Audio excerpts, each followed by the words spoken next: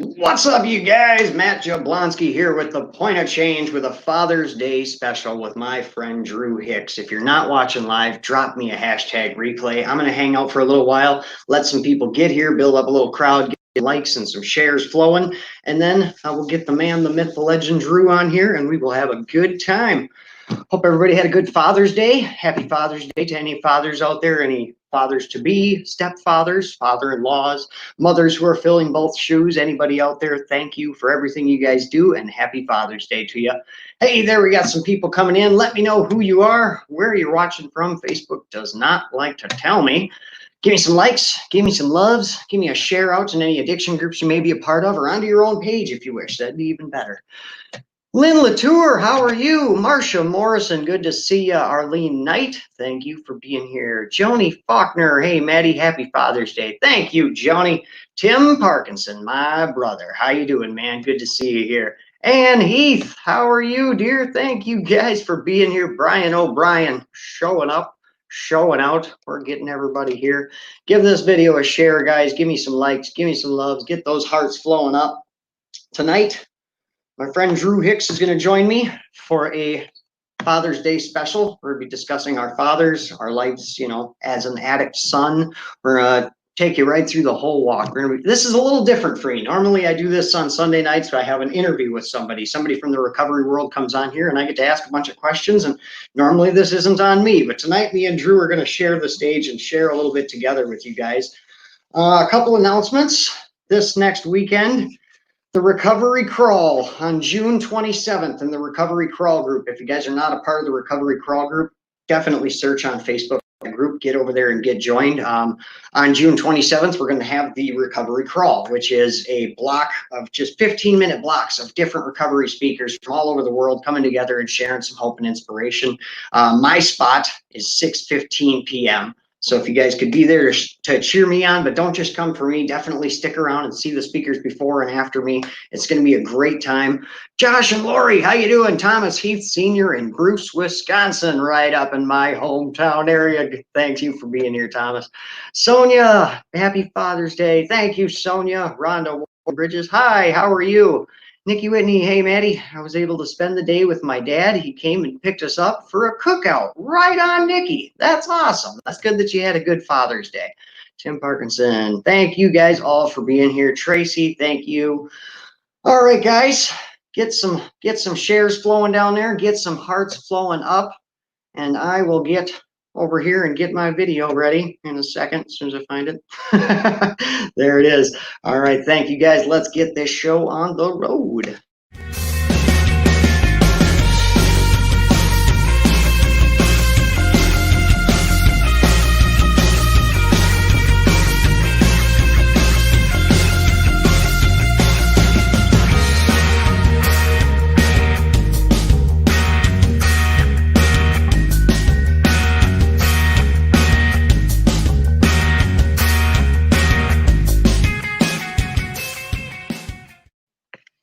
Thank you guys all for being here. Get ready. I'm not going to waste another second of your time. I'm going to bring on the man, the myth, the legend. Guys, throw up every heart you can in the world for this guy. Here he is, Dru Hicks. There he is. What's going on? How you doing, brother? Oh, I'm doing well. There we go. You're not muted. Can you hear me? Yeah, I can. We're good now. So how you doing tonight, bro? I'm doing great. Good. How was your Father's Day? Happy Father's Day to you. Well, I guess I can't say it to you, but you know, it's maybe happy future Father's Day for you. Hey, I don't know. Maybe I just made something happen there. I don't know. No, Where's Caitlin? Thank you so much, brother. I had an amazing Father's Day, dude. It was very special. Very special. Awesome. Yeah, that's just a blessing that we don't deserve, but we get it, right, brother? That's right. Damn right. All right, man. So let's start way back at the beginning. You actually have something that I love about you is the fact that you're adopted into the family that you're in. I love that about you, and that gives you an amazing opportunity that most people don't get to meet your father for the first time. So what was that like for you? Wow. Great question, brother. You came out firing.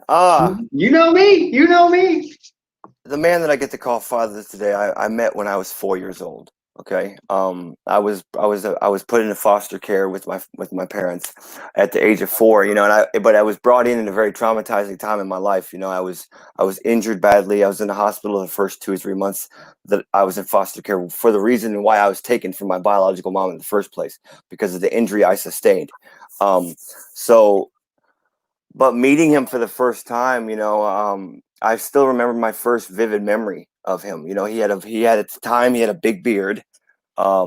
He started going gray at an early age, but it was a white beard, dude. He looked like Santa Claus, bro. He looks like Santa Claus, and but the most friendly. I mean, you just knew he was just a guy that love, man. He was just so he had a very rough exterior, but he was a teddy bear, bro. It really was a teddy bear. You know, he was just. I've told people in many videos that I've done, brother. My dad was the guy who lived life right. He loved correct. He was built to be a father. Built to be a father.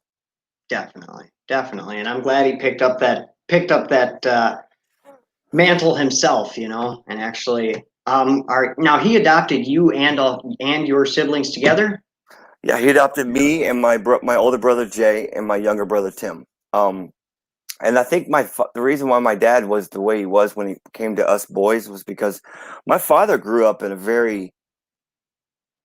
it was a very rocky, shady upbringing himself. You know, his mother abandoned him at birth, put him in an orphanage. His father later found him, and at the age 2 or 3, about 3 years old, and his real dad got him out of the orphanage. His dad then raised him.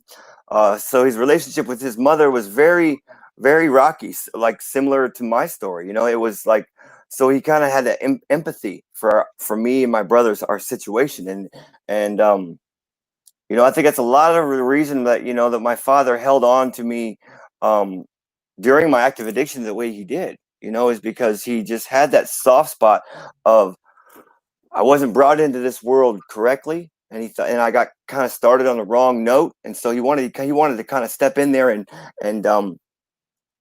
be the dad that I never had. Yeah, yeah, I could understand that. Honestly, like my dad. Uh, I don't really remember meeting my dad, but some of my early memories from my dad. My dad was an over-the-road truck driver for most of his life and all of my life, and I remember him being home off the road on the weekends and spending those weekends every other weekend with my dad. And I remember sitting on the counter a lot talking to him when I was little. I remember little moments like that. And when him and my mom got divorced, I was pretty young, and it wasn't really a big thing for me because dad was an over the road truck driver. So I seen him every 2 weeks anyways. So when it became like that was what it was going to be, to me, it was just like, okay, well, nothing really changes then. I still see my dad once every 2 weeks. And I think on that level, I think that was a big reason why there was so much enabling I was in my active addiction. He like gave me a place to live and like was so nurturing towards me during that time. And I think a lot of it went towards because he felt like he was an absent father, because of Right. the job that he had. And I think that's a lot of dad's stories. You just want to be there for your kids. I agree. Absolutely. And in too many cases, it turns into enabling, unfortunately. Yes, it does. Definitely. One thing that really this threw me off, and I remember when I first set this event up, and I asked you to send me a picture of your dad so I could make the event poster, and you sent me this picture. I'm going to put it up here, and I was blown away when I got this picture because it's like this is a side by side with Drew's dad and my dad, like two men cut from the same cloth there. And like you sent it, I was like, wow, dude, like they look a lot alike. Like those are two very similar looking men. And I've always been pretty blown away by the similarities between my life and your life. I mean, definitely huge differences, but like some of the things we have in common has always blown me away. so, Very.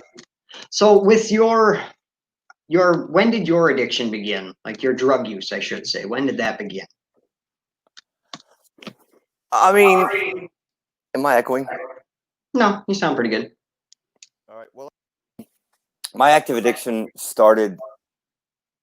I started with pot and alcohol, 12, 13, but I knew early into my drug active addiction career, so to speak, that pot and alcohol wasn't really my thing. So I really started hitting cocaine really hard around towards almost 16 years old. I started IV drug using about 17. I really early started. I picked up the needle really early in my drug active addiction. Wow. So I would say, but consistently every day, cocaine use from 15-ish to 16 is when it got to be everyday thing. Okay. So definitely like prime time while you were living with Oh yeah. your Oh father. yeah. Yeah, Absolutely. absolutely. And how did that affect the family life? That's a pretty vague question, but Well, seeing that I'm the only addict in the family, um, that to say that I'm the odd duck, the black sheep, the misfit that'd be an understatement. I come from a very big family. There were 7 of us children growing up. Okay, my mom and dad, they adopted 4 boys, and they had 3 of their own daughters. So there were 7 children growing up in the houses, and ages from my littlest brother Tim, who's the youngest, all the way up to my oldest sister Kelly. There's a 10-year difference with 7 kids. Okay, and mom and dad. So there was 9 of us in the house at one time. Okay, so um, that's chaos. That's chaos. I'm telling you, brother, but it was a house full of love. It was a house of nurturing. My mother and father never drank a beer that I knew of, a cigarette, never did drugs, and neither did any of my other siblings. Never did anything either. So I was able to hide it for a very, very long time because nobody knew the sign. They had no idea what was going on. Okay. And being that I was an IV drug user early in my active addiction, it was easy to slip off into the bathroom, and do what I had to do, and then come back out. The signs started eventually getting more.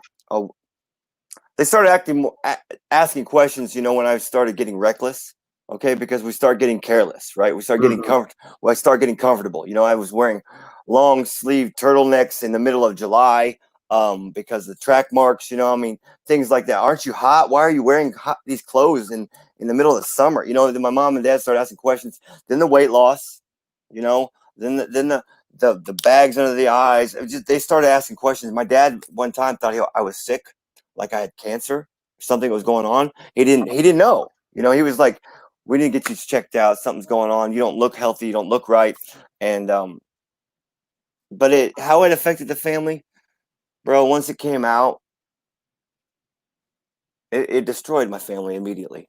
Um, I come from a very God fearing family. My mother and father were into the church. They were my dad and my mom did a lot of things with the church. Just blew them out of the water. It really blew them out of the water. My dad really got angry in the beginning because it was something that he did not tolerate. That was not who a Hicks member was supposed to act like. Okay, my father he was old school. Okay, now if you're gonna be like that, you're gonna be because my dad when it came to drugs, my parents were very ignorant. Okay, they didn't know, they didn't understand that this is a disease that I carry. They didn't understand any of that. My dad was like, if you're gonna do that crap, get the hell out of my house. You know, my mom a little bit more. I was, how mothers can be. Mhm. And my mother was a little bit more compassionate or empathetic. I can't say empathetic because she never experienced it herself, but sympathetic. A little bit harder for her to let go. But eventually, my dad was the foundation of our family. When my father spoke, everybody in this family listened, and they followed what dad said. So dad said, get out. I got out. Everybody cut ties, And then I kind of, being the manipulating addict that I was, I try to weasel into my sisters. Hey, sis, I love, but eventually, you really show them all your true colors. Okay, you Mhm. really show them all, and I did. I stole from my sister. I robbed from my sister. I stole from my mom and dad, my brothers. Uh, my brother gave me a place to live. I was shooting dope in the bathroom, and his children were in the house. He caught me. He walked right. I mean, dude, it was just excuse for lack of better words, it was just a shitstorm. It was a shitstorm. But to say that they didn't, that's not how they were raised. They didn't, but I've really, really learned my family over the years of 25-year active addiction. I've learned them when it comes to the disease of addiction. My mother and my sisters and my siblings, all today, they're not one of us, but they're out there trying to smash that stigma that we face every single day, that, hey, it can happen to your child. It can happen to your brother. It can happen to your son. It can happen to your daughter, because we didn't raise Dru like this. Lo and behold, and I'm for my story, brother. I was born into poverty before I was adopted. My adopted parents, I don't even like to use that word, but my parents come from an upper middle class. Okay. And so I didn't come from the other side of the tracks, so to speak. Okay. So I grew up in a very nice neighborhood, with really good people. There wasn't a lot of crime. I come from I'm from small town America. Okay. 15,000 people in my hometown, bro. So yeah, bro, it was an awakening. It was an awakening for my family, and to see it last for as long as it did. They just thought that eventually I got them to thinking that it was just, oh my God, this is just a curse of Dru's for the rest of his life. He's just gonna be an addict, an actively using addict for the rest of his life. He can't get it together. It's not possible. So yeah, I think most of our families got to that point as well. We pushed them all so far away, and we lied so much. I know, in my experience, I should say, I lied so much and constantly was saying I was good when I wasn't good. So when I came into recovery, I had to, prove it with my action, not my words anymore. That's for sure. Because I was the same way. I mean, it was everything I could do to get high, leave my dad, leave my family, leave everybody, and lie and twist and manipulate and steal and steal. And, looking back now, I understand that those were symptoms of the addiction, but I can definitely relate to what you were saying about the family just not knowing, and being from Wisconsin, I like to tell people, it's really hard to notice in Wisconsin, it's, you kind of start to notice when the guys you're drinking with and doing drugs with are the ones that tell you, hey, you got a problem, and you're like, right, am I the one with the problem? We're all doing this together, and they're like, yeah, that's, thank God we made it out. I see a lot of people in the comments saying, thank God we don't have to live that way anymore and such. Amen, brother. Everybody watching this video, you and me included, well, we're the lucky ones, and who's watching, I just want you to remember where you came from. Okay. And don't ever forget how truly blessed and lucky that we all are, because so many fellow brothers and sisters before us, and even brothers and sisters today, did not make it, so why we're the lucky ones, I'll never be able to answer that question. I just know that we're here, but that's why we have to make the best of the life that God has given us today, instead of, being stuck in that self-pity, destruction, and despair. Definitely. So what was it? Let's get on to a happier subject. What was it like for your dad finding out that you were coming into recovery? At this time, it was working. Well, I've told this story, I think, a couple of times in some videos I've done, is that my mom and dad, I went through a period of about 15 years without talking to my dad because of this addiction. So I went 15 years without talking to him until, and so when I made the transition into recovery on February 26, 2016, I didn't tell a soul in my family. I didn't tell nobody. Because I knew as much destruction as I had caused my family in the 25-year active addiction, the 15 years I spent in prison, the crime, the public shame of the Hicks name, all of that stuff that I had done, the havoc that I brought with me, the hell that came with me for all those years. I knew that if I went over to my mom and dad day one in recovery and said, hey, I'm in recovery, that would have fell on deaf ears immediately. I know my parents, I know my family. So what I did is like, I very early in my recovery, I was in a meeting, 12-step meeting. And I heard this guy talking about how actions have to speak louder than words, right? This is an application is a must in this program. So it just hit me. All right, I'm gonna do this thing called recovery, and I'm not gonna say a word to my family. I'm gonna make them come to me by my actions that I'm doing, you know. And it took forever for them to call, dude. It took forever. Oh my God, 13 months, bro, almost to the day before my family finally got wind, or they started hearing things from people like the neighbors. The neighbor came over to my dad. My dad later told me, "Do you know what your son's doing? He's out there. He started some clean and sober. That's what's up Facebook group. He's in the paper for drug court. He's doing all this stuff in recovery." My dad said, "Yeah, you're messed. That ain't my son. That ain't my son." And so he kept hearing these things, and finally I got a call. I'll never forget this call, brother. It was a Sunday morning. So why don't you come over to the house for lunch? Me and mom. I'm like, about fell out of my chair, dude. I'm like, are you kidding me? So absolutely. So I went over there, had lunch with my mom and dad, sat down, we talked for like 4 hours, and because my mom and dad, I knew what they were doing. They were feeling me out, they're trying to see if I was full of shit, Mm-hmm. and mom said that very moment at that sit down that she knew there was something different about her son. There was something different, that. But I was just, thank God, dude. I'm an impatient addict, just like the rest of us probably, But 13 months it took them to call me. But you know what they did, and that's all that mattered, bro. My actions, finally, my first time in my life, spoke louder than words, and they called, and ever since then, yeah, my father, he was really, really proud of me, But and I never heard him say it until 2 weeks before he died. Never heard him say it, And being in recovery, that itself is enough for my father and mother to be proud of me. But later on, going on as I started working in a program, building, the Dru Hicks name as far as in recovery world and online recovery world, and being a speaker and stuff, that really, really impressed my father. My dad was always the guy to help others. He told me, sitting down one time, he told me, he's like, you know what, you found your niche. He's like, you have this uncanny ability to connect with people. You have a way of speaking. You have a way, and what better person in the world than my son, who spent 25 years of his life in hell? He's like, I'm proud of you for this. And so, and he told me 2 weeks before he passed away.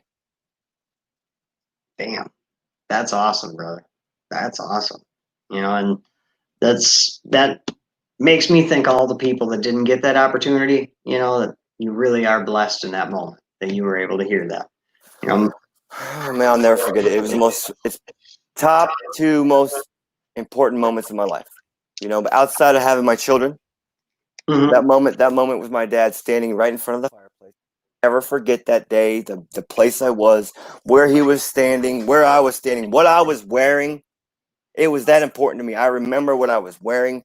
I remember the tears streaming down my mom's face while she was sitting at the couch, overhearing what my dad was saying. Because my dad was never the father that told you he loved you. He was always the father that showed you. Okay, he was old school. He wasn't really the emotion.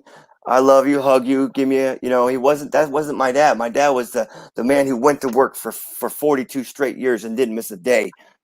Worked hard just to support 7 children and a wife. He was always there at every sporting event that I ever did. He was always there for any school event that I had. He was an action father. He was in action, and he didn't have to say how much he loved you, because his words spoke 50 million times louder than or his actions spoke 50 than any word could have ever, Mhm. So, but to actually physically hear him say in the middle of a hug, and he didn't even do that very often, and it was one of those long hugs, almost an uncomfortable hug, especially from my father, because I'm like, okay, Dad. So I'm like all into this, I'm hugging the crap out of my father. My dad was a short man, 5'6", okay, and I'm 6'1", so I towered over my dad, So I'm like leaning down, I'm hugging on my dad, This is a moment. I'm having a moment, This is a God moment. And so when he said, and he whispered in my ear, "I'm proud of you, son," and that was the man. I got goosebumps thinking about it, bro. I'll never forget that day, ever. Yeah, yeah. I could, I had the same conversation with my dad not long before he passed. I can't remember exactly, but I was driving home from one of my drug court classes, and I was telling him that I had finally completed my 12-week AODA course. And I was calling him up and I was telling him, hey, Dad, it's the last time, because it was like every Tuesday night when I'd go to my AODA class, I would call up Dad and talk to him on my drive there or my drive back. It was a half hour at a time I could talk to Dad. And towards the end, the last 6 months of his life, he was in a hospital bed pretty much the whole time. So he had nothing better to do but sit there and talk to you.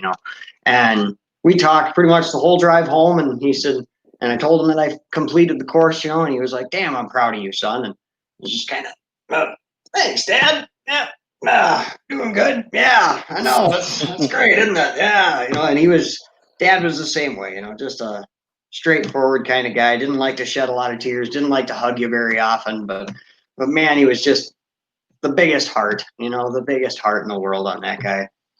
And when he passed away, that was for me. My dad passing away was, of course, it's sad. You lose a member of your family, any member, but especially your father, of course, and you know firsthand as well, Drew. But my father passing away in a lot of ways was the greatest gift he ever gave me. Like the second greatest gift, because he gave me life. And then the second gift he gave me was allowing me to be there in that moment as he passed away. And it was just for me to have been where I was in my recovery, over a year clean, for me to be, have the extra money to be able to go up and be there for my dad and hold his hand as he passed away. And when he passed away, it was like, I don't know if it sounds crazy to say that, part of him came into me in a lot of ways, and like I carry his presence with me. I stood a little straighter after that. I walked a little prouder. And it was shortly after that, right after his funeral, I got pulled over for driving without a license. I got pulled over with a cracked windshield, and I went to jail for 2 weeks right after his funeral, and I had to grieve in jail. And at the time, I thought that was such a kick in the balls, to be honest. But it was such a blessing in disguise because I'm an addict. I've had suicidal thoughts since I was a little kid. Who knows what I would have done? Who knows what I didn't have any plans, but that doesn't mean something wouldn't have happened. And thank God I don't have to answer that question because God sent a cop my way to send me to jail. And then I just happened to go to a jail cell full of people that were reading the Bible. And I just happened to be in that jail cell, and they took my atheist ass and turned me the right way and taught me, because I remember the moment when he said, my cellmate Shane, he gave me this Bible that I got here, but he said to me, Matt, wouldn't you rather maybe just open your mind and think about the fact that isn't it possible that instead of wondering, because he asked me what do you think happened to your dad? Because I was an atheist. And I said, I don't know. Maybe he's reincarnated or, Dad kind of used to think that you go to your home planet when you pass away. So maybe he's on a different planet. And he said to me, wouldn't you feel much better if I could teach you and show you that Jesus Christ died on that cross 2,000 years ago for your father's sins, and your father's not on a different planet. He's not a squirrel. He is in a beautiful place right now with our Heavenly Father. Wouldn't you like that idea? And I was like, wow, yeah, way to hit me in the heart with that one, and that was what really started the conversation that started me walking down a path of faith. And then he really built me up. That guy Shane, man, he built me up so high that it's hard to get me down off the cloud he put me on, because he was telling me how I can relate to people. He's like, Matt, every person that comes in this jail cell, you're right there. Doesn't matter if they're 17 years old catching their first charge and coming in here scared shitless, you're right there like you're their brother. Or if they come in here and they're 40 years old, covered in tattoos, had every charge in the book, you're right over there asking them how they're doing, and he was like, that's something you don't learn. You can't learn that from a book. You can do anything, and he built me up. And I got out of that jail cell, and not that long after that is when I started the Point of Change and started trying to help other people with their recovery. So in a lot of ways, my father allowing me to be there, I feel was the second greatest gift he ever gave me. I mean, brother, I'll tell you a story about my dad. Tell you what kind of man my father was. I always wanted to make sure that every one of us were okay. Okay, and I found this after the fact. I found this out because my mother made a promise to my dad that she wouldn't tell him that he was sick. Okay, and to not tell us kids. He didn't want to worry us. He didn't want to burden us. He didn't want to concern us. He wanted to do the way he wanted to do it, and my mom respected that enough, and so that she didn't say anything that he was sick. But my heart and my opinion and my mind is that my dad held on for as long as he did until he knew that I was okay. You know, he had to make sure. I mean, the rest of my siblings have went on to got masters and degrees in college. They're great. They had careers building. You know, he just. I was the weak link in the family. Always was. My dad, of course, for 25 years, I was nothing but a mess and a wreck and sick. And so my father, in my opinion, held on for as long as he did. He wanted to make sure that I was okay, you know, and he wanted to make sure that I wasn't feeding him a line of shit, you know. He wasn't, or I wasn't feeding mom a line of shit, you know. He wanted to make sure that I was solid, I was genuine. And the craziest thing, brother, the last conversation I had with my dad was about a lawnmower. About a lawnmower. And you know what? The other day when I was doing a video at my dad's headstone, that stupid lawnmower guy, you know what? That was my dad. My dad was saying, I am here, son. I hear you. I love you.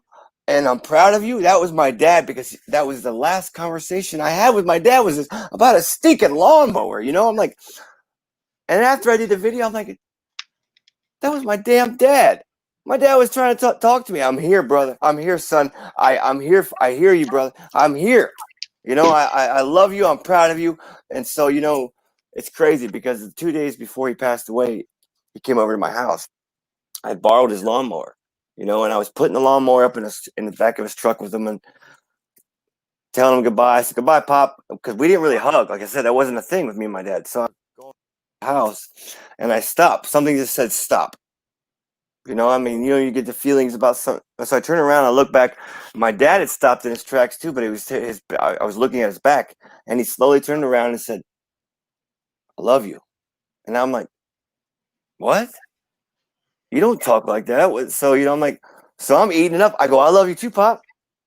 And that was it. It was a lawnmower. And then when I did that video a couple days ago, and that lawnmower guy was really ticking me off because he was going right back and forth. It was so loud. I was getting aggravated. But then it didn't even hit me till after the video. That was dad. That was my dad. So, you know, it was. Yeah, I tuned into that. I saw the frustration over the lawnmower. Really? Really, you gotta mow the lawn right now? Like, yeah, that's about how it goes. As soon as you fire up to make a live video, somebody's got to cut a tree down or run a lawnmower. But that's beautiful right there. And like, I don't believe in coincidences, so I'm right there with you. And that's a God moment right there, man. You know, that's and one of the most important things that my dad ever did for me, brother, was introduce me to God. You know, my dad's done a lot of amazing things for me in my lifetime. One of them, not ever giving up on me, but the most important thing that he ever did for me was God. You know, although I drifted away from God for all those years in active addiction, I was introduced to God at a very young age through my mother and father, and through a 12-step program, I was reintroduced to God, and so it was easier for me to put that higher power as God when I came in and started working this 12-step program. So, you know, but it was my father who, as a leader of the family, introduced me to God at a young age. And so, you know, that's just the kind of man that my dad was. Just a great man, just a great man. Definitely, brother. Definitely. You know, and I mean, look where we are now, you know, definitely carrying the message, definitely keeping the promise, you know, because I'm sure you did the same, promising your father that you would keep doing this, you know. Absolutely. This wasn't going to stop, you know, and that's one thing I dedicate my recovery to, you know, and I talked about it this morning's video too, that My dad's in every video I make because he started this. You know, he's the whole reason I started this. Dude, my father is my father's my biggest fan. You know, he truly is. You know, and when I started building platforms on social media, you know, he was really proud of that. You know, he started. You know, when I lost my dad 2 years ago, I didn't have the following that I have today. For obviously, I've built a lot in the last 2 years, but he was really impressed with people that were following me and listening to what I had to say. And he said, and he's like, "I told you, son." He always said, "You got that fire about you, son. You have a message. You have this uncanny ability." He's like, and you've been there. You got the experience. You know, you have the pain. You got the struggle. But you know what? In turn, you could turn that 15 years in prison and all that nasty, grimy years of active addiction into a message. And he was just so proud of how I was able to turn it around when so many people in my family, you know, not my immediate family, but his side of the family or my mom's side of the family had wrote me off. You know, he was not ever going. My dad would have died trying to fight for me. Okay. He would have not, you know, whether I was just blessed that I was able to give him 2.5 years of my sobriety. You know, that was God give. I think that was God giving it to him more than it was for me, because what he did for me throughout my life, you know, being adopted, he didn't have to do that. It's not like I was his biological son where he had to, you know, my kid, got to raise my kid. You know, he took me into his own family and didn't show any one of us any more love than the next. Not even his own biological daughters. He loved us all the same. He disciplined us all the same. He did not show any favoritism, and he didn't have to do that. And he fought for 25 years to get me back. You know, fought. You know, and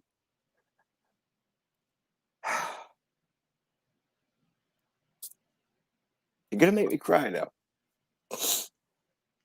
Gotta let it out sometimes, you know. He was it was an amazing man. And every time I'm up on a stage speaking, man, I always say a little prayer before I go up on a speak. I went and spoke last Thursday, you know. I just tell my father to stick with me, and he's always, you know. And if he would be here today, you know, he would just say, "I told you so." Yep. Yep. He all seen what we're seeing now, Drew, and you know, he's seen it before it happened. Yeah. In these moments like this, you know, I mean, I've been watching your videos for quite a long time, you know, and to see where you have come yourself, and then moments like this where, like, I myself have started this little page, and now here we are, you know, doing collaborations, and I mean, to see where you've come from and where you are now, and myself where I was and where I am now, and for us to be here today, we're just truly blessed. We are truly blessed. Amen. And you know, my dad always had a saying. He always said, "Do something, even if it's wrong." And that was the saying that got this started. I literally posted that. I got this idea in the middle of the night that I should start my own page. I'm going to start a page, and I'm going to start motivation. You know, be a motivational speaker for addiction prevention, for recovery, and I remember thinking, I heard that thought, do something, even if it's wrong, you know, because I thought, where should I start? How do you even start a page? How do you even become a motivational speaker? What are the steps? And I heard that, do something, even if it's wrong.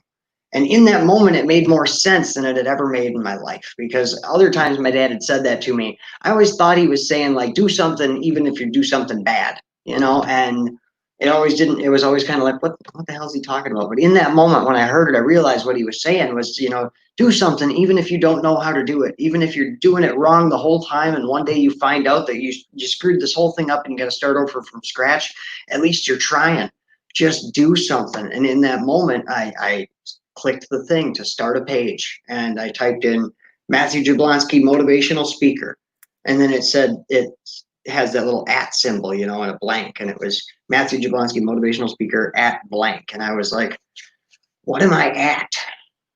What am I at? I'm kind of a punny guy, you know. I wanted to come up with something really clever and stuff, you know, and so, and it just hit me right there too. Just I guess I'm kind of at the point of change, and that's what I typed. And in that moment, you know, here we are coming up on 2 years ago now that I started this, and just a little over 2 years since my dad passed away.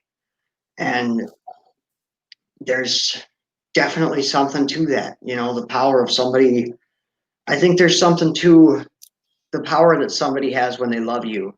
And once they're no longer in this dense mortal form, that love that they had for you kind of flows freely, you know, and I feel like they can help us on a level that they never could in the physical realm once they're gone. And that has brought me so much peace through this too, knowing that, because knowing that he's here with me, that he's been helping me, that he's been carrying me in these moments when I can't carry myself, you know, because plenty of times when that happens in this recovery world and in this speaking world, so many times when you don't know what the hell to do, you know. You know, one thing I think if my father looks down on me and says proud of me is that I'm able to be there for my mother. You know, my mother was married to my father for 56 years. A lifetime, 56 years. You just don't hear about it anymore, you know. So to be able to be there every day for my mother, you know, knowing my dad, you know, could count on me to take care of his wife, you know, when he's not here to do it. And so, you know, I think that I love that role though, bro. I really love being able to step into that role, you know, and be able to say grace at Thanksgiving, to say grace at Christmas, you know, to be the voice for the family, to say, hey, I used to be that son that you could never count on, but I'm here today and you can absolutely count on me. And I think that's just, I think my dad smiles down on me for that, you know, and but to be able to be there for my mother and help her through this grieving process in the last 2 years, and to get her on this, well, I call it a new life. It's a new life without my father. You know, when you spend 56 years with a man and then you no longer have him here on this earth, I can only imagine what that does to somebody. And so I'm the son where my mom, who she can count on, you know, and I got to spend it with my mother last couple of days, you know, uh, and just being able to see her look at me with different eyes, you know, because before she always looked upon me with eyes of concern, eyes of sorrow, or eyes of sadness. I mean, the way she looks at me today is like that's my boy, you know, that's my son, you know. Yeah, he's that, you know, she's proud of what I do, you know, as far as carrying a message across the country and around the world, you know. That's my boy. You know, my mom's friends are always calling, hey, I watched Drew's live video, that's amazing what he's doing. Help, that's my boy. That was why God put him on this earth. And so she's extremely proud of the man that I've built myself into the last 4 years and 4 months. I would agree. I would agree with my mother feeling the same way, you know. Yeah, it's still crazy. Every time you're talking, I'm like, man, I could say exactly the same thing. but but yeah, my mom, the message that I carry and how, you know, she's my biggest fan. My mom's my biggest fan. She's always wants to be in my videos, and she literally will I print love out. your mom, dude. You have the coolest mom, bro. I swear your mom is awesome, dude. Tell her I said that too. If she's in here tonight, you're cool, mom. I don't know if she's here tonight, but she'll definitely catch the replay and see that. But man, I sent her a happy Father's Day message today too, because you know, anymore, she is filling my dad's shoes nowadays. You know, my mom she was never one for enabling. My mom, kudos to her, dude. She was so strong through my addiction. Like she would not give me a dime, like nothing. If I needed a ride somewhere, she would give me a ride if I was still willing to take it. Most of the time, I'd be like, "Hey, mom, I need some gas money," and she'd be like, "Well, I'll give you a ride. Where do you got to go?" Ah, never mind. I don't have to go anymore. Good for your mother. She's just amazing. She is just amazing. But I sent her a happy Father's Day today too, and I think on a lot of levels, I could definitely agree with that. That you know, I just love being here for my mom, and I think recovery didn't just with my mom. I guess it didn't really rekindle a relationship. It gave us a relationship we never even imagined. You know, like because even as a kid, I lied to her a lot. You know, even before the drugs, I was lying to mom. Like it was just something I did in my life. So when I came into recovery, I'm not just recovering from drugs. I'm recovering from theft. I'm recovering from lying. I'm recovering from all of these other horrible toxic traits that I had. And those toxic traits undermined so much of my life, you know? And my mom nowadays, you know, as a kid, she was there 90% of the time because, like I said, it was every other weekend was dad. So my mom was, you know, another father figure in my life. And what an awesome woman. What an awesome woman. And so many, you know, right there, like what you know, my mom, you know, I mean, so many times I've had a guest come on and they're like, oh, yeah, there's your mom in the comments. She messaged me last night and talked to me, you know, and I'm like, mom. I Oh, noticed though, you know, one thing I've picked up just from my own personal experience in my own life, my relationship with my mother today, and my mother during my recovery so far, is that I notice when other recovering addicts and their families are involved in their life. Because you've done many videos. I've seen your mom in your videos numerous times. I love seeing that she's there supporting you and what you do. You know, it's a beautiful thing to see families heal with us. It really is. So, you know, I notice those kinds of things I pick up on real quick. So, you know, kudos to your mother for hanging in there with you on days that you probably didn't want to. So, you know, but she's here today. Look at the change you've made, brother. You're doing it. well, thank you. I appreciate all that, man. She's definitely proud. Not just of the, you know, of the motivational speaking. She loves that, but the recovery at Oh, all. take the social media and take the speaking out of play. Take all that crap off the table, brother. She's just proud of you. Mm-hmm. You, Mm-hmm. Maddie Jablonski, her son, the individual, the man. That's Yep. what she's proud of the most, and that's the most beautiful thing that we can give them. Period. Yeah. Yeah. Because she's admitted now that, you know, there was times in my addiction that people would say, you know, are you Matt Jablonski's mom? And she didn't want to say yes because she didn't Oh, know if she didn't know if not just the embarrassment of being related to me, but she didn't know if this was somebody I stole something from or if this was somebody that was mad at me and I owed them money or what. So, you right. know, but on a whole nother level of, yeah, she was just embarrassed that I was her son, you know, and that what would people think about her and her parenting skills, you know. And I think you said a ton on that one when you talked about how you were raised. Like, it doesn't matter where you came from. It doesn't matter. So many people think it's a, you know, it's how you were raised or, you know, an inner city problem or something like that. And I mean, I'm from the country, man. I came from a town of 315 people and I got on methamphetamine. Like, people don't realize that these hardcore drugs are everywhere. Addiction is everywhere. And you choose to partake, you open the floodgate. Okay, no matter if you come from the biggest city in the world or the podunk country USA. Okay, it don't matter, man. The drugs are everywhere, and if you choose to put that thing in your body, you're opening up that gate. So, um, and like I said, you come from a town of 300 some people, right? And Mm-hmm. I come from a small town America myself, but there's a lot of people who are watching right now who come from these 2 million, 3 million people cities. You know, it doesn't matter. You know, and it is what it is. But you know what? It's what it does to. It's not just what it does to Maddie or what it does to Drew, but what it does to the people that we love the most. You know, at the end of the day, at the end of our life, I'm just gonna say the end of our life. What do each and every one of us have? Family. Okay. And a lot of us Mm-hmm. have rocky relationships with our family today. You know, still people probably watching this video who don't have the relationships with their families that they would probably want. You know, but you got to keep trying. You got to keep getting in there. You got to stay in the fight. You know what? You got to understand a lot of the reason why they think of you the way they think of you is because of your actions in active addiction. Okay, and some people, some family members have a hard time forgiving Mm-hmm. after a lifetime of devastation, destruction, insanity, of hurt, pain. I mean, come on, man. We have to understand. We have to give these family members the time that they need. And it may not happen in 1 year. It may not happen in 2 years. It may not happen in 5 years. But I have a hard time believing if you stay consistent with what you're doing in your life today, that eventually, you know, and there might be a lot of God involved in this too. Um, Definitely. they'll come around. Exactly.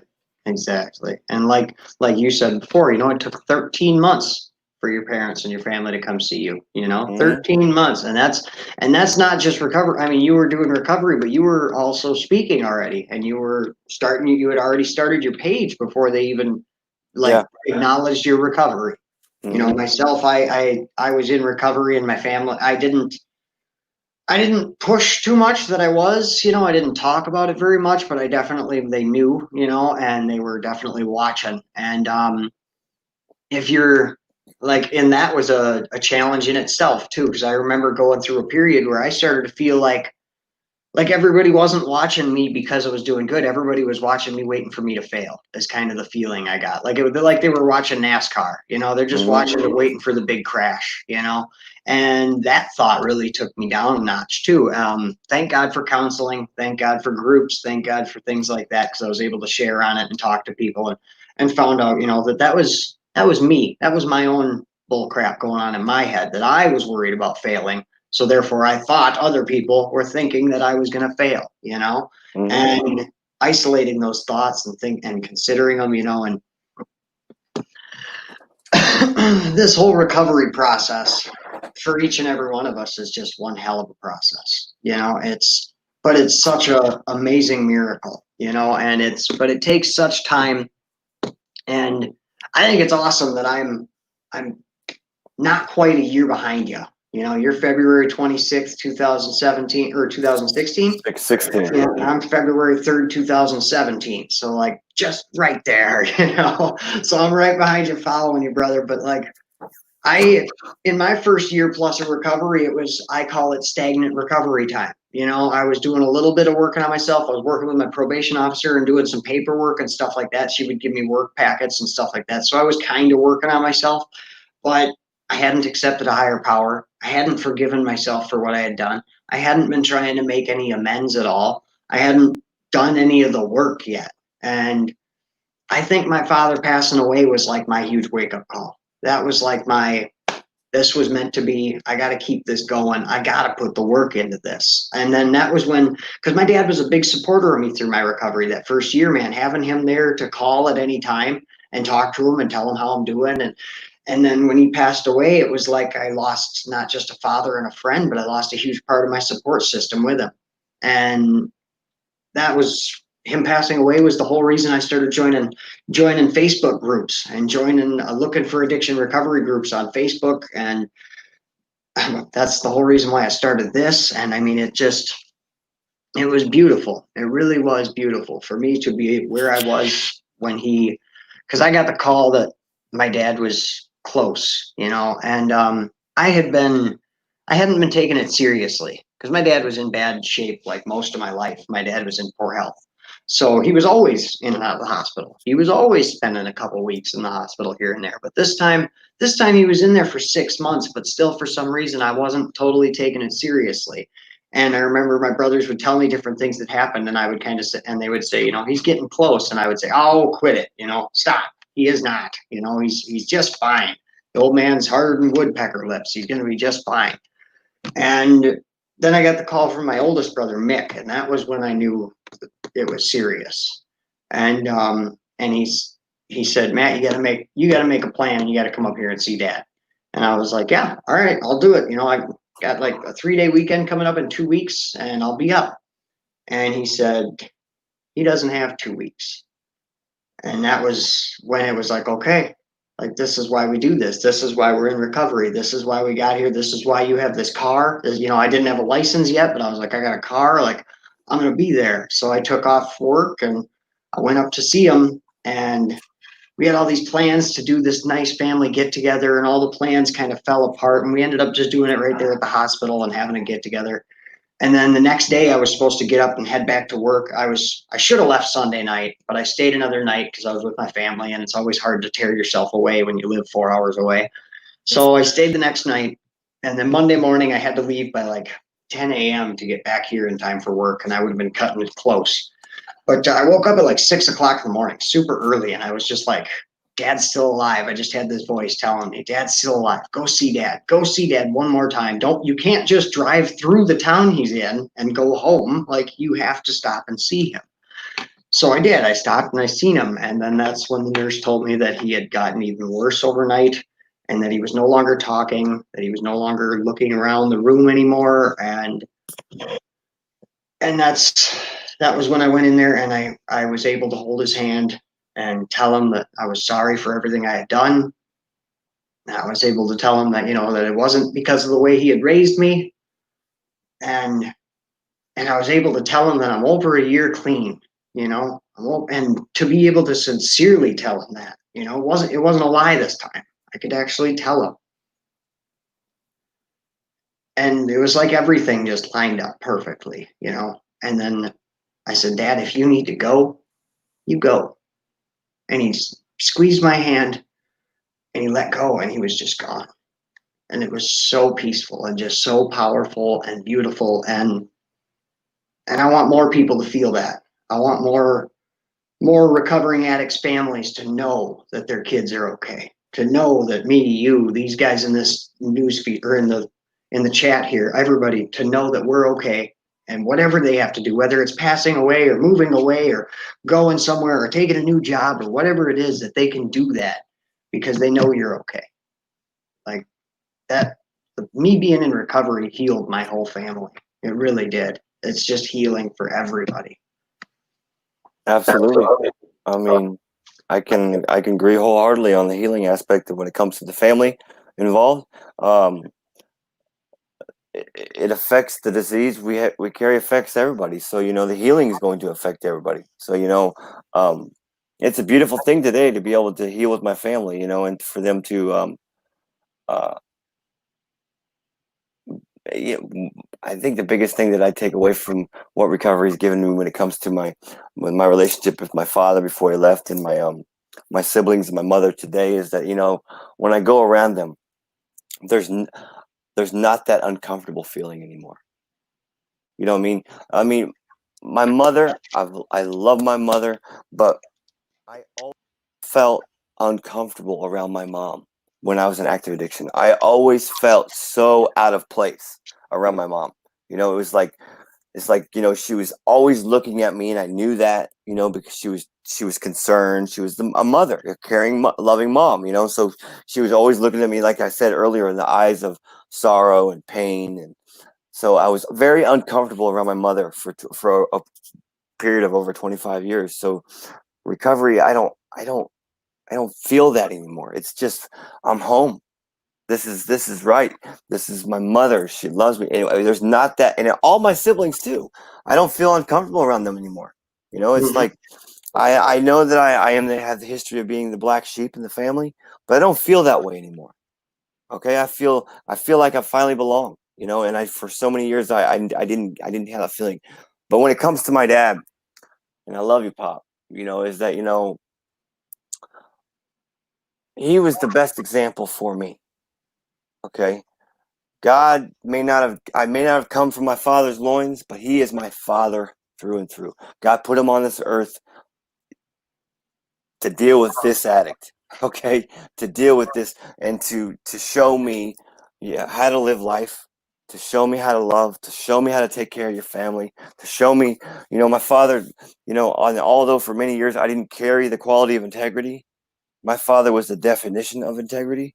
My father was the definition of love, of being the provider. He was just a man who just did it right, man. And I took a different path.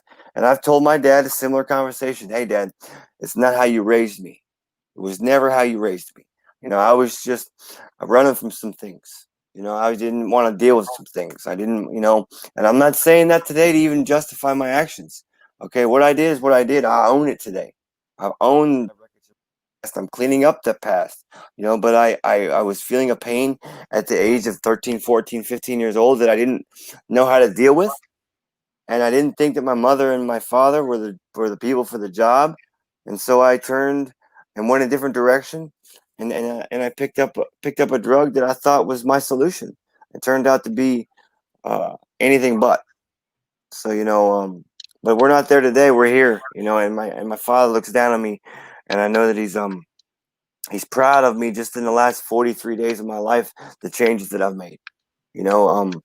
the way that I carry a message, the way that I conduct myself, and publicly and privately. And I'm really comfortable in the skin that I'm wearing today. That's amen. Amen to that. I could feel the same way. I was addicted to hiding. I was addicted to not being Matt Jablonski. That's what I was addicted to. Anything I could do to make myself not feel like me anymore, And in the beginning, it was video games, and then it turned to drugs, and then turned to meth, and then it just turned to everything. I just lost who the hell I was at some point. And but our fathers definitely seen this inside of us the whole time. They knew we could do this. My dad always said he knew I could do anything, and I just never believed him. I just never believed him. But Fathers were right. Definitely. Definitely. How many times does that fit into your life? Your dad was right. Oh my gosh, bro. I have a harder time figuring out when my father was wrong. I mean, he was always the man that you could go to and get the advice, but not only get the advice, but get the correct advice. And it may not be the advice that you want to hear, but it was always the correct advice. Mm-hmm. And he always came from a position of love. Always from a position of love. And like I said, there's been many times that my father has told me what I didn't want to hear. And that's why I carry kind of a message the way that I carry. I'll never tell a struggling alcoholic or addict what they want to hear. I'm only going to tell them what they need to hear. And so I'm not coming. I don't do what I do today to co-sign anybody's bullshit. Okay, I'm over here to try to help, and try to be of service. And I'm not co-signing nothing. My father didn't co-sign nothing. Nothing. Didn't co-sign crap. And I'll tell you what, and that's why, we went so many years without speaking. He wasn't going to co-sign that lifestyle. It wasn't the son that he raised. But so, and I look at that today, and I respect him more just by him standing on his morals and his beliefs. Because there's probably been so many years that we weren't talking, that he wanted to run to me and talk to me, but he was stuck in his ways, and he wasn't going to bend. He wasn't going to bend. And then ultimately back to him, because I missed that relationship and I wanted it, and so I was willing to do whatever it took to obtain it again. Amen. Amen. I'm glad you made every choice you did, brother. It's been a long road to get where we are today, but thank God we are here. Thank God for recovery. Thank God for, I hate to say it, thank God for Facebook. Oh man, this has been awesome, man. We were supposed to have you come on, I don't remember, last month or something, and you stepped away from making videos for a while, and that was such an awesome move of you to do it, because I know it's hard to step back when you're doing this kind of stuff. I know myself, I've taken breaks, and it's hard to do. We don't like not being here for these people. And so, but I think it was definitely a God thing that that you had to take that time off, and then I got you on here on Father's Day, and that we're here to make this video. And I hope that this video hits somebody out there in the heart, and that maybe brought them a little peace of mind tonight or something. So you got anything else you want to add to this, Drew, before I let you go? I just wanted to say I appreciate everybody who chose to watch Maddie and I tonight. I could probably speak for Maddie when I say that we love you guys very much, and we appreciate the support. But being that it is Father's Day, and this topic of discussion was about Maddie and I's father and our relationships, and who our fathers were to us and to the world. A lot of you might not have that relationship with your father or mother, and I understand that that frustration, because there was so many years that I didn't have it myself, But one thing that my father has always taught me is to stay, what's the word I always use? Consistent. My father was the most consistent man I knew on this earth. He's taught. I'm just the way that I carry myself. This is. I was told this not too long ago. How did you go from, because everybody's heard my grimy, nasty story, okay? And I've told everybody my goal in life is to be not my story, okay? That's what I aspire to be. But everybody's heard my 25-year active addiction, 22-year IV drug use, 15 years in prison. But then they see how I am in recovery. Then, how did you switch it up so quick? Because I was raised this way. The way that I carry myself today, that's what was ingrained in me since the age of 4 years old. Okay? It wasn't that. That's what I took away from my father and mother. They gave me the way that I carry, the way that I talk today. This is my upbringing. Subconsciously, it stuck to me. It stuck. Okay, so when I came into recovery, air quotes recovery, it really wasn't hard for me to settle into how I was raised and how I was, because that was this better way of life, right? That was the way that we were supposed to be living all along. We chose different paths. We chose, and the ownership is huge. A lot of you are out there feeling sorry for your situation, but you know what? You got to own it. Okay, because we did this. Maddie did that to his life, 13-year meth addict. You did that to you, Maddie. 25-year active addiction to me. I did that to me. And whatever you guys did to you. So you know what? Ownership and accountability and consequences are just a fact of life, whether you're stuck in the madness or you're over here in recovery. Okay, so my biggest hope shot for all of you is to stay consistent. You may not get it tomorrow. You may not get it next week. You may not get a month or 2 years down the road. But if you stay on the path, it will come. Amen. Amen. Well, thank you, Dru, for taking time out and coming to hang out with us tonight. This was awesome, man. Absolutely, brother, man. I love you, man. I love you, brother. All right, I'm going to let you go. Have yourself a good night, brother. Happy Father's Day to you again, and I'll see you next time. All right, brother. There we are, ladies and gentlemen. Thanks to my guest tonight, Dru Hicks, for taking time out and coming to hang out with us. I love having that guy on here. Definitely go check out his page if you guys haven't already followed Dru Hicks and checked out the Clean and Sober That's What's Up group and the page as well. Go and like all his pages. Check him out on other platforms. And yeah, remember that next weekend we'll have Krista Turner here on. That is June 28th, Sunday at 9 p.m. Central Standard Time. Krista Turner will be here to share her story of addiction and recovery. Any single mothers out there, you're really going to want to be there for one. She's amazing. Also, June 27th on Saturday is the Recovery Crawl. That is an all-day of recovery speakers speaking 15-minute blocks. My speaking spot is at 6:15 p.m., but you guys definitely be there for me to support me, but I also want you guys to check out the other speakers and come see what other people have to offer and what they bring to the recovery world. Again, I want to thank all you guys for coming by tonight. I want to send out another happy Father's Day to all the fathers out there, expectant fathers, adoptive fathers, stepfathers, father-in-laws, and mothers who are filling both roles. Thank you guys all for being here. Have a good night, and I will see you tomorrow. Until then, stay happy, stay healthy, stay clean.